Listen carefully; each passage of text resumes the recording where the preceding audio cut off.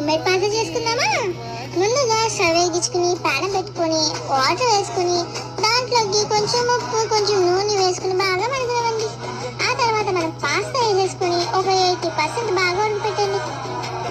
Pasta చేయాలంటే pasta మసాలాలు అక్కర్లేదండి, ఇంకొక మసాలా తోడు కూడా వేసుకోవచ్చు. ఆ మసాలా మీకు చూపిస్తాను. ఇలా ఉడికిపోయాక వడగట్టేసుకుని చల్లనీళ్ళతో కడిగేసుకుని పక్కన ఆరబెట్టేసుకోండి. ఆ తర్వాత మనం ముందుగా పెట్టుకున్న ప్యానంలోకి ఆయిల్ వేసుకుని ఒక 2 eggs కొట్టేసుకోండి. 2 eggs కొట్టేసుకుని బాగా ఫ్రై చేసండి పీసులుగా. ఇలా ఫ్రై చేసుకున్నాక 2 ఉల్లిపాయలని చీలికలుగా కోసేసి వాటిని కూడా వేసేసి వాటిని మగ్గబెట్టేసి ఒక 5 పచ్చిమిరపకాయలు నాట్లు పెట్టేసేసి ఒక టమాటా ముక్కల్ని కోసేసి వేసేసి బాగా మగ్గబెట్టండి.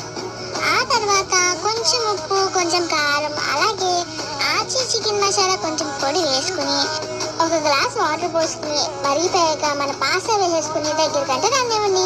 అంతే, మన pasta ready. Like and share subscribe చేసుకోండి. మీకు ఎలా వచ్చిందో ఈ రెసిపీ ట్రై చేసి నాకు కామెంట్ చేయండి. మళ్ళీ కలుద్దాం.